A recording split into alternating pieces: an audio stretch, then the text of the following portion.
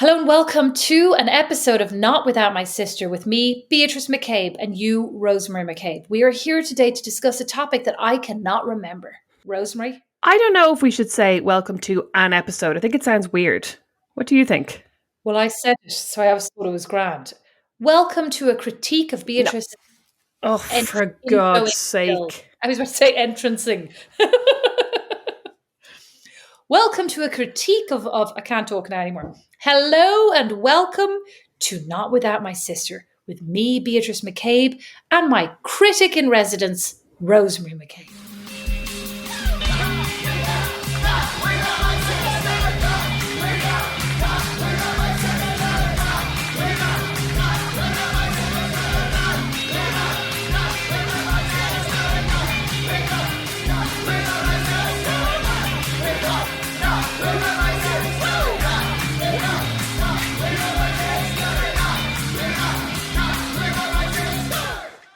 Maybe we need a zinger up top for what the podcast is. What would you say, one line? What's the podcast, Beatrice? Welcome to Not Without My Sister, a podcast about... Sisterly one-upmanship. No. Oh, yeah. No, even though I am the only one gainfully employed at the moment. I'm the main earner in the family now. Do you think that's nice? No. Do you think that's not a bit too soon? Literally 2 weeks to the day. Do you want to know what my 9-year-old said to me last night? Yes. Mom, you're a great mom. Is it hard being a mom? I said, well, it's not hard per se. I said, but you definitely spend a lot of time, thinking about other people and worrying about other people and having a lot of responsibility. And I said, you spend a lot of time taking care of people and working. Well, you don't work anymore, Mom. So that must be easy. I mean, where's the lie? To say that there was a hush that descended on the house would be a lie because Dad was in the background laughing heartily. Well, let me tell you what our 8-year-old said to our 10-year-old the other day. I overheard them because I was upstairs eavesdropping. He said, "Hey, William, do you know Victoria's Secret?" And William went, sounding incredibly bored. "What, Finn?" And he went, "Do you know what Victoria's Secret is?" And William went, "No, Finn." And Finn goes, "Do you know what Victoria's Secret is?" And William goes, "What is it?" And he goes, "It was made up by a dude." What? It's the song you heard. The song. Do you remember that terrible song? He has no idea what Victoria's Secret is. He's just heard this song. Well, one of my children today, so Don hurt himself, banged into something and goes, "Oh my God, I really hurt myself." And one of the children goes, "Did you damage your orgasm?" Oh my God, what did he mean? Your organs? I mean, that's actually quite apt. If I bumped into something while I was in the throes of it, I would damage my orgasm. Excuse me, he wasn't in the throes of anything. He was walking around the house, Rosemary. Anyway, today's topic. Today I thought we could talk about the 1,000,001 ways that I have adjusted and assimilated to being in America and the one way you have. Well, I now call my organs my orgasms.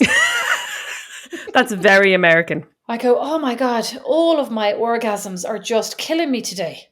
You've gone too far. Anyway, Rosemary, you might as well be American for all the assimilating. I'm horrified. When I came over to your house the other day, keyed in the code without your permission and pushed the door open, I swear to God I heard you with an American accent. "Put it out in the garage, guys. Put that in the trash, boys. Pick it up off the floor and put it in the trash." Okay. I do say garage because every time I say garage, they go, "Do you mean garage?" And I'm like, I just can't be arsed with their mockery anymore. But I don't say trash, I say bin. No, you don't. You say trash. Yes, I say bin. I do not say trash. You absolutely say trash. You say, "Put it in the trunk of my car," was the other one I heard you say. Beatrice, if I said put it in the boot, those little idiots would be like, "What?" Your advantage is that you've had these kids since the moment they were born. So you've been saying all the quote unquote wrong Irish words to them since they were born, so they understand them. They're in context. These children only met me 4 years ago. No. And they do not understand when I say words that are not American. I can't even say path to these kids. I have to say sidewalk. Oh my God. Rosemary, the minute you went on your first date, you came back full of American vernacular. And there were no kids in the picture. There was just you wanting to, surprise, assimilate. I, meanwhile, am like my very good friend, unnamed, who lives in Italy and has the most amazing Italian, con un accento veramente irlandese, and she refuses. I was always so proud of getting that Italian accent. E lei, no, per lei, non è così. And I have to say, I admire that. And I am taking that same approach in America. I will not be Americanized. So you admire that, and yet you didn't do it when you were in Italy. And still, even when you say, like last week, I mean, it's not Italian, it's Spanish, but like last week when I said jambon and you said, don't you mean jambon? Yeah, I said I admire her steadfast determination to But you stick don't to have her it at guns. all. I have it in America, but I don't admire what you do because you're my sister. You don't admire anything I do because I'm your sister, I basically. do. I told you I was admiring your writing yesterday when you weren't in the room. I sang your praises to mom and dad. I had to make sure you weren't here. I had to make sure. I said, "Is she listening?" And then I gave you some compliments. I swore them to secrecy, and then I said some Yeah, nice things about you that will exactly. never, ever be repeated. Never be repeated. I said, "You say this again, and over my dead body." No, you know what, though? I do think there are some ways that you've assimilated. I have seen you, or I've heard you while I've been on the phone, and you've said to me, wait a minute, I'm just at the Starbucks queue. And I've heard you going, hi, how are you? And then saying, have a nice day. Those are very Americanisms. They're English language. I'll tell you what I have I started know saying. they're English language, but you know what I mean. No, I Like, don't. you don't say that in Ireland. Yes, I do. Yes, I do. Rosemary, Ireland might as well be America now for all that. Like, it's not that Irish When anymore. was the last time you were even in Ireland? A while ago. I'm going this summer, so I'll be fully re-Irished. Oh, you'll Listen, I be spoke to Julie painful. on the phone yesterday, so I got a full dose of full Irishness. Mom and Dad are here. I'm living in mini Ireland. Full Irishness. Julie's from Malahide. She might as well be from London. I'll tell you what I do say, because otherwise I cannot be understood. Water. Could I please have some water? Oh, Could I please have yeah. a glass of water? I What hate did it. I say? I said, I was reading my email to someone the other day and I said, oh, it's something dot McCabe. And she went, dot? And I went, dot. And she goes, dot? And I went, yeah, dot, like period. And she went, oh, dot. I was Now, like, in do I fairness, have to start saying dot? it's much more likely that I'm going to be like, please give me a glass of wine or a coffee than a bottle of water. So I don't have to use that term very often, thank God. Actually, that's my new thing. The reason I don't drink enough water is because nobody understands me when I ask for it. You know, it's like when Chance was born, I was in the hospital and she comes in and she goes, what's the baby's name? This is the nurse, right? Oh, yeah. And I went, Chance. She goes, Chance?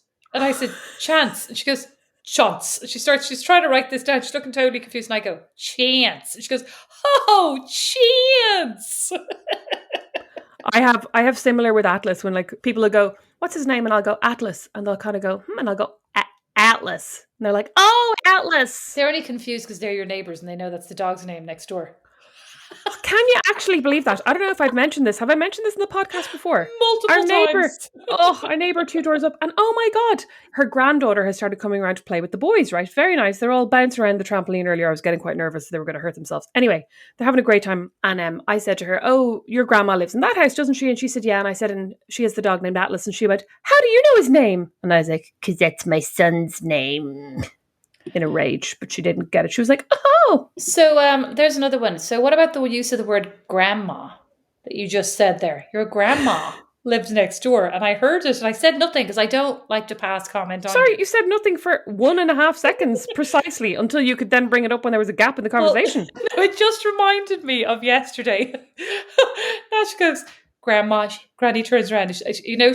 She's great form until about 6:35 p.m. And then as soon as the sun sets, so does her humour. Exactly. Just like evil Pat that we have. We are playing Lego with Fox and Mum. We've got Postman Pat at night time. He puts on his evil hat and he becomes evil Pat. And that is definitely Granny. Evil Granny at 6:35 p.m. So anyway, Nash goes, Grandma, and she goes, I told you I am Granny. Why does she hate Grandma? What's her problem? I don't know. Oh, but they all call her Granny, like INNY, because they have an American accent, which I actually hate. Hey, Granny. Well, I hate when everyone calls me Rosemary, but everyone does. Even my own children, I've tried to correct them multiple times, and they grew up with you, Rosemary, so therefore that decimates your theory of it being from birth. No. My theory isn't that if you say these words to them, they will also say them. It is that they will understand them. They understand what you say when you say Rosemary. Of my children, I say garage, and they literally go, Dad, she's speaking Irish again.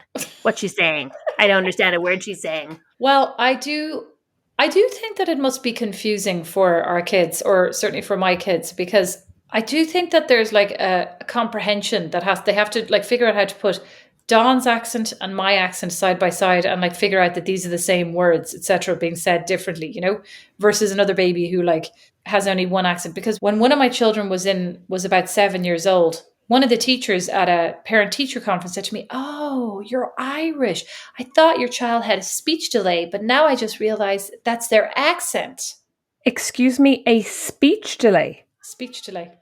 That is, I have to say, incredibly rude. I was just watching a clip when Saoirse Ronan was on the Ellen DeGeneres show, and Ellen was basically, as everyone does, Saoirse must be so sick of it, going, "Tell me about your name. How do you pronounce your name? That's a very unusual name." And I mean, the way it's spelled, it makes absolutely no sense. And you literally feel like going, there are other languages in the world aside from English. American English. There are other accents in the world aside from American. Well, I think we're getting sidetracked here because I have a lot of other things that I'd like to bring up that you do to assimilate.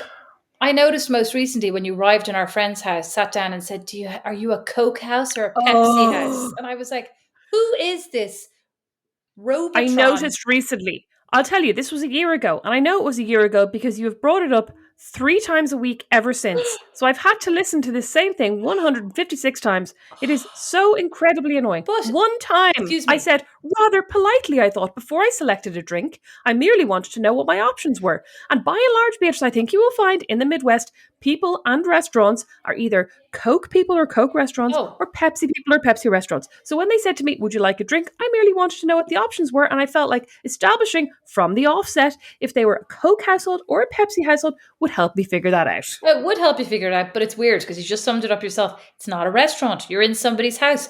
And if they say, would you like something to drink? You go, yes, take your pick. You take a pick. Surprise me.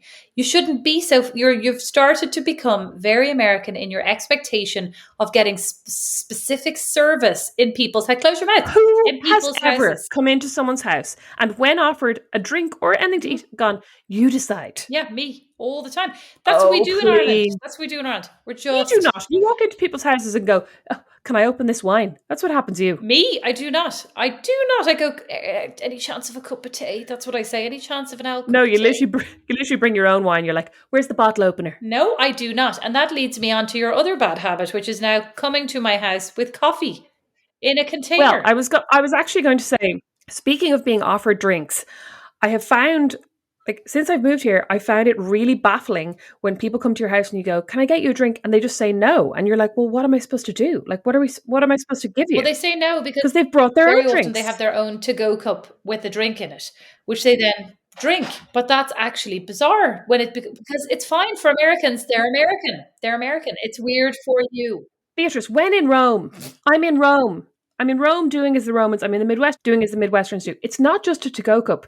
We had a birthday party for one of our kids and loads of people arrived with, somebody brought a can of 7-Up, somebody else brought like an energy drink, somebody else brought a can of Coke. I was like, why, for what did I buy all these Diet Cokes? For myself. Let me tell you, for myself. I was actually thinking, oh my God, Beatrice, did I send you that tattoo? Somebody got matching sister tattoos of like a glass of Prosecco or something. I was like, we should get matching Diet Coke tattoos. Rosemary, yes, you did. But you also sent me the 2 broken hearts and said we should get this tattoo.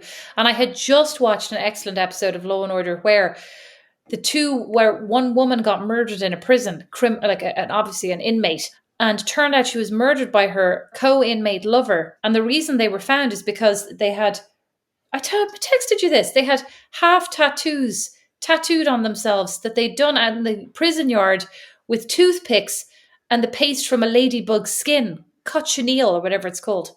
I told you this. You did not text me this. No, you didn't. Yes, I did. And I said, this must be another one of those texts you sent to my old number. Some poor Midwesterner is getting all these texts. Absolutely. Well, I mean, if they did, God bless. Because I said I'd love to get a tattoo in the shape of half a heart because I just watched on Law & Order and that's what inmates do apparently with the skin of ladybugs.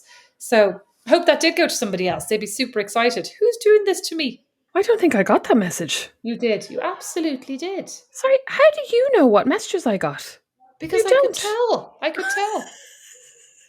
I could tell when I saw the small plate of ladybugs that you were saving on the windowsill. Once or twice, I have left my house, and as I've left my house, I've noticed, the coffee pot that I brewed for coffee 20 minutes ago is still really full.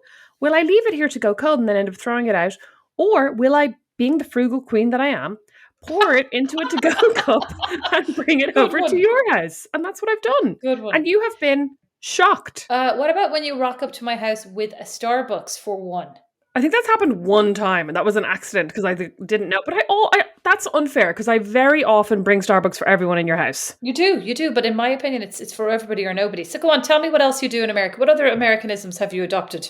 You eat weird food. That's a fact now. You eat that bean casserole thing. Bean casserole thing? What? Green bean casserole. No, You've eaten that and you love, no. I you refuse love to it. eat that. It's the corn casserole I like. The green Oh, bean, okay. no. The green bean I won't go near. That's the one made out of like a tin of green beans and a tin of pineapple and a tin of tomatoes. Something disgusting. No, I won't eat that. Sorry, it's actually green beans and a tin of like condensed mushroom soup. Gross. I'll tell you what else you do that's very American, in my opinion. Like you I don't hate ever this say episode a lot. you don't ever say anymore. Like I found that like when you first moved over, you used to say, "Hey, I'm Rosemary," not to me because obviously I know who you are. "Hey, I'm Rosemary. How's the weather? How are you? Nice to meet you. Oh God, you're about What are to your make up a hobbies?" lie. I feel like I can No, tell by your face you're about to lie. no. What is it? Now I introduce myself and I say what? You say, "Hi, I'm Rosemary. What do you do? I've What's your I've job?" always done that. What? I feel like I did that in Ireland as well. And I used to think, like, I remember when I chatted to guys on online dating, I was like, oh, this is such a boring question. But then it always ended up being one of the first questions I asked because I feel like it's like a way to place someone and go, What? I was yeah. joking. Oh, no, I definitely ask people what they do. And then I hate myself for it because I'm like, that's not interesting. But then I also don't know what else to ask them. Just sounds very materialistic. I wouldn't have accused you of that now. I mean, I was accusing you, but like I wouldn't really have accused you of it. See, I But knew you were making up what you thought was a lie, but it wasn't a lie. It yeah, was the to truth. mom and dad, I would have said like Rosemary never does this. Don't tell her I said that. No. I do that. Oh, hi. What do you do? Or like, oh, what does your husband do? Yeah, I asked somebody that the other day. That's desperately avaricious. It sounds real like classist. I think it's just like my natural curiosity. Oh, okay. What do you do that's very American? You say things in conversation like, oh, you really frustrate me because you don't close the loop on conversations. Excuse me. I only started saying that recently, and it was to annoy you because I only said it to you. And it worked.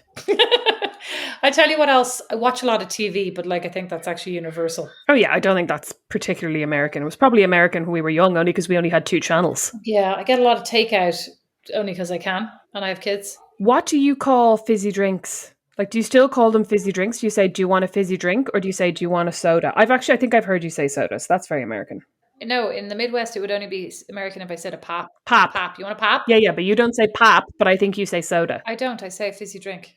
I've never heard you saying to I kids, do you want a say- fizzy drink? We're not having I fizzy don't drinks. offer the kids fizzy drinks. I say, would you like milk or water? And then they go, can I have Pepsi? And Yeah. you go, no, we're not having soda. I've Yeah. heard you say that. Yeah. Okay, soda. I think everybody in Ireland calls it soda by now. Once again, hasn't been in Ireland since 1989. Nobody in Ireland is calling it soda. Remotely true. Excuse me. Nobody in Ireland is calling it soda. Haven't been in Ireland though since for 3 years because of the pandemic, and haven't been back since. And now the pandemic, and then having 4 kids and working. But luckily, that's no longer an issue. So I shall be back in the next couple of months. Oh yeah, also have no passport. It just expired yesterday, I noticed. So That's very American of you. Yes, very American of me. Good one. Thank you. But my children all have passports except Fox. I do not. Now, hang on. Here's something you do that's very American, but also quite nice, I think. When you walk into shops, you definitely enthusiastically greet them just as enthusiastically as they greet you. Whereas I feel like in Ireland, you walk into a shop and you keep your head down. And if somebody says hello to you, you go, hi. You or me? You're saying you? I'm saying you. In Ireland, I keep my head down. Everyone in Ireland. It is the done thing to keep one's head down. No, I would say hello to everybody and I say goodbye to everybody. And then if they speak to me in between, I try to ignore them. I've definitely heard you go into shops and go, hi, how are you? Oh yeah, but I absolutely hate being like spoken to or catered to in a shop. I hate anything I can help you with. No, thank you, I'm browsing. We get that from Mom. Do you remember you go into a shop and she'd be like, I hate this now. It's just you and one other person in the shop and they ask you what you're doing and then they're staring at you. That is 100% from Mom. And that's very, very Irish attitude. She just gets so embarrassed. Is it very Irish or Yeah. is it just Mom? Again, is it just Mom? We don't know. Oh, you know what you do that's very American?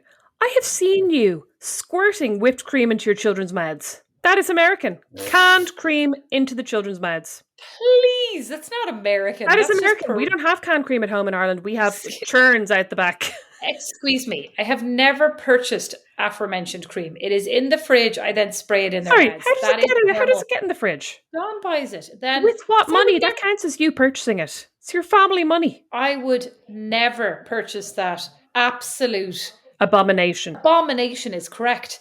But once you have it, and they love it sprayed into their mouths, and I particularly love when their like mouths are so full they can't even close them. That is absolutely grotesque and probably quite American of you. And then I do a real dad move where I go, come on, come over here. Tss, come here. Tss, come here. Tss. And then I go, and then they go, can we have more? And I go, you've had enough. Sit down. The humor's gone off me like immediately. That's so dad. Oh, we're all making these jokes and I'm kicking you with my leg and my toes in the air, etc. Whatever the jokes are. And then you go like one toe pull too many. I mean, not that I'm touching dad's feet, but like you touching dad's feet. Okay, no, I haven't touched dad's feet since before the pandemic. Beatrice, listen. Prime example. Oh my God. A prime example of this is for years and years, Dad would walk by the shower while we were in it and splash us with water. And then I do I wait till he's 74 and I do one too many splashes and he just has a complete sense of humour failure. I feel like yours wasn't a splash. Was it not a mini bucket of water? No, it was a little. It was like the lid of the mouthwash, Beatrice. It was tiny, but he had just turned off the shower. It was very bad timing. Yeah. Oh, he's desperately unhumorous about things. Like he's doing all this and he's the worst. I mean, he's the most teenage. Like, you know, my preteen is here being bold, and Dad's like, oh, stop, and then like he gets involved. He starts doing tit for tat. You know, you go, Dad, like this really isn't helpful. And we're just messing. We're just Dad, and then like Dad gets something in the eye or whatever. Like, this is just go to your bedroom. Yeah, and he's very, very unpredictable because sometimes you can do things to him like that he will find very amusing, and then another time, like yesterday at lunch, we went for lunch for my birthday, and he turned to me when I ordered dessert, which the waitress had said to me, by the way, because it's your birthday, you get a free dessert. Nobody else was getting dessert, and he said, are you getting dessert? And I said, yeah, I am. And he said, good for you, greedy guts. What? And I said, shut it, you cunt. And he looked absolutely shocked. I was like, what did you expect, calling me greedy guts on my birthday? I had already asked if there was a birthday cake and they said she will get a free dessert. Yeah, and then because I availed of the free dessert, he called me greedy guts, Beatrice. Quietly. That was actually the worst part of it. Do you know what else Dad said yesterday, which was like absolute fiction? And Mom is meanwhile, every hour she just whispers under her breath, everything on this podcast is fiction. Everything in this podcast is made up, invented. I know. I'm like, well, there are two of us recollecting these, you know, memories. So he was very bunny on bum bum now about the recollection of his ham casserole. Oh, he felt that was misrepresented. When he was talking to me, yesterday, I said, you know, the thing about being unemployed is that Maslow's hierarchy of need immediately reshapes itself. You know, the hierarchy of need, which is about like, these are the things you want in the order that you need them or want them, right? So like, you know, first things first, you need shelter, then you need food. So I'm like, I need to be on a diet was top of my list when I had a job and I was like stable and all that kind of stuff. Now I'm like, being on a diet has gone all the way down the bottom because I need to have a job. I need to have a plan. So I go to Dad, like, Jesus, Maslow's hierarchy of need, whatever, like it's gone out the window. Diet. I know. Sure. When I went on my first diet 8 years ago, I'm like, 8 years ago, that started a good 20 years ago. He goes, maybe you're right. And I'm like, I'm 100% right. 100% right that he has been food shaming us for 2 decades, at least. Absolutely 2 decades. But I actually, you know what? Every time I think about this, I just get his first diet. Imagine how privileged you would be to go on your first diet at the age of 50, Beatrice. No. He went on his first diet when he got married, Rosemary. Oh, like for the wedding? For the wedding. And then he was so... What a loser. But no, he was in love. Don't be such a bitch. It was for Mom. Mom never cared about any of that stuff. She just wants him to wear better pants. Not those terrible jogs. Well, the irony of it is that just like, or the hoodie that he bought in Target. That's oh my God, she's obsessed with this hoodie. Well, the best part was, anyway, I was going to say, go back for a second. I was going to say the irony of it is that like everybody else in the world, Mom was thinking about Mom and Dad was thinking about Dad when they were marrying each other, right? So Mom's like, didn't even notice that Dad needed to go on a diet in his estimation. And he didn't even notice, like, he goes, oh, your mother was only ever worrying about herself. She goes, he was only ever worrying about himself. Anyway, was in Target last week with Dad going out to buy a jumper with Mom's blessing. So he comes upon the rack. She would not have blessed you to buy him a hoodie. There were actually no decent jumpers, right? There were none. There's a rack of hoodies and he starts like perusing the hoodie aisle like, I don't even know, like some streetwear, you know, aficionado. And I go, Dad, what are you doing with those hoodies? Because I mean, just know, like he had a hoodie on last time and she made him leave it behind along with her old ancient nightie that I immediately scrapped. And when she came back this time, she said, where's my nightie? You scrapped it? She left. No, she left that here for next time. time, Beatrice. I distinctly remember. Oh. That's a fiction. Oh, I'm aware of that. No. She literally said, put this nightie in the bin. So I did. We had a whole ceremony outside. We set it on fire. We said a few prayers. We sang a song. We sang some Christmas carols. And now she's denying that. But anyway, so we're in Target and I go, Dad, I really don't think also, why is this even relevant? I go, Dad, I don't think Mom wants you to get a hoodie. She does. I said, Mom really doesn't like hoodies, or you in hoodies to be more exact. She's never said that in her life. We get home. He takes, also high, very convenient, like recollection. So we get home, takes out the hoodie. Mum goes, Philip, is that a hoodie? I was like, I could have literally written this. What does she hate about hoodies? What's her problem? I think she has a problem that Dad still sees himself as like young and vigorous and wearing trendy clothes. She's like, you should be wearing like a shroud. You should be carrying a body bag around with you just in case.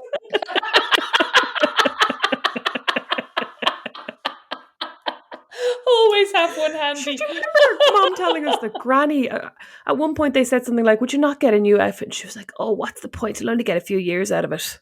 What the so hell? Depressing. That just goes to show change in attitudes. Now you'd be like, I'll get 2 wears out of it. Great. Not Mom. You know what I mean? Not Mom, clearly. Back then they really wore the... Oh, well, yeah. Although she's absolutely... That Aer Lingus outfit is gone. She won't wear that anymore. What Aer Lingus outfit? Remember she got that green skirt suit? It's the exact same green as the Aer Lingus uniforms. And Dad kept saying something like, are you going to go up and down the aisles now and offer us snacks? And she got really annoyed. She won't wear it anymore. Egypt. Anyway, so Dad's gone mad American. I'd say Mum thinks hoodies are mad American. Oh yeah, Dad would love to live in America. He loves coming to the supermarket just to walk up and down the aisles. Oh, he was telling me the other day about all the guns that he'd have if he lived in America. Oh, he told me that. He'd have a ton of... He'd be mad. He couldn't be on a quiet diet in America because he buys way too much stuff in the supermarket. It's like one of the kids. Oh, what was I trying to stuff him with today when I made that soup with the cream in it? And I was like, you have another bowl, but he wouldn't. Probably delicious. I was trying. It was actually delicious. Well, you'd probably hate it. Spicy Italian sausage, potato, kale, cream, chicken broth. Sounds delicious. It is actually very nice. You're looking a bit for skeptical, else, but you're also a bit blurry, so I can't tell. That for somebody else. I'd never eat creamy sausage soup in someone else's house. I'd eat it in your house if I was ever going to eat it. I'd eat it with pasta, that's the thing, not with soup. Can you stop riffling through that noisy paper there? Sorry. Please. Sorry. Yeah, what are you looking at? That's actually really American, not able to stop working. You're there going through your right. I'm trying to have a nice chat with you. You're right, but I think that was a trait that I had long before America. Yeah, probably. As Dad said, at least, you may be employed, but at least one of us is ambitious. He did not. No, he didn't. That prick. I was literally going, what the hell? Well, I'll have you know, Mom said to me yesterday, with absolute confidence, she goes, I know you never would have let your dad buy a hoodie. You're still the favourite. I'm like, why? I have no issue with Dad wearing a hoodie. I'm going to go in now and start planting some nonsense. I'm going to go, Mom, did you know that Rosemary actually suggested to Daddy buy that hoodie? Can't believe it. You should tell her that I've been telling Dad he needs to buy a pair of Vans. That they're really comfortable shoes and he should get the ankle boot version. Do you know what she'd absolutely hate? Cargo shorts. I'm going to make sure he gets a pair of those. He has cargo shorts. What? He has Beatrice, all the pockets for his penknife and his phone and his God knows what else, his MacGyver things. Oh, he has a pair of cargo shorts. That's actually disappointing. I think he's had them since about 1989. She'd probably be happy if he bought a pair of new cargo shorts. Oh, you're right. He does have them. They look like a kind of a balloony skirt on him, like a Vivienne Westwood skirt. You're right. A balloony Vivienne Westwood skirt. That'd be very chic. He'd look like David Sedaris. So for all the complaining, Mom is cooking dinner. She just interrupted me there to say, would you like rice with that dinner you made me make you? So I left out all the ingredients for chicken with broccoli and she's making it. Oh my God, I love chicken with broccoli. She made bread for me today. It was very nice. She's the best. So now I get to sit through a dinner where the kids will all refuse to eat every speck of this. Oh, she told me they refused to eat dinner last night and started crying. What was it? Corn dogs and something else. I don't know. Oh my God, I would refuse to eat those corn dogs. Well, I was at the walk-in clinic with Fox who has strep. I mean, actually, it's a good thing I lost my job 2 weeks ago because I've been very busy with having strep, Don having strep, and the kids having strep. So we're all sick. So and now the boy's mom has strep as well. Oh, for God's sake, it's going around. And my throat's feeling scratchy, but I'm not sure if that's just psychosomatic. Oh my God. Well, I have no insurance right now, so it's a problem. But anyway, it'll figure itself out soon. That's so annoying. I forgot about that. I'll work it all out soon. So I think the conclusion is that I am doing my best to assimilate, to fit in, to be polite to my new American neighbours, and you are not. I am doing my best to represent Ireland in a positive light in America and to maintain my Irish accent because I get compliments on it all the time and it has nothing to do with me. I don't think you are going to make much of an impact in how Irish people are seen in America. There are enough Irish people in America to already have made an impression. Not in Fort Wayne, there's just us and that guy down in PJ Kellerman's, whatever it's called, PJ O'Donnell's. J.K. O'Donnell's. Kellerman's is the summer camp in Dirty Dancing, Beatrice. We should, you know what? Here's a Not Without My Sister task for us. We need to go to J.K. O'Donnell's. We need to chat to that barman. Oh yeah, okay. We need to hunt him down. Straight away I'm like, oh, we'll go and drink some alcohol. Oh right, okay. I'll go. I'll bring my pitcher of coffee and we'll go in there and have a chat with him. I'll ask for a water. Thank you all so much for listening to Not Without My Sister. We'll be back sooner than you might think. If you haven't already, please sign up to our Patreon at patreon.com/notwithoutmysister, where for $5 a month, you'll get an extra bonus episode each and every Friday, and you'll also get this, the main episode, early and without a single ad. Not Without My Sister is recorded in studio in Fort Wayne by Don Kirkland, who also wrote our theme tune, and the original illustration is by Lindsay Neilson.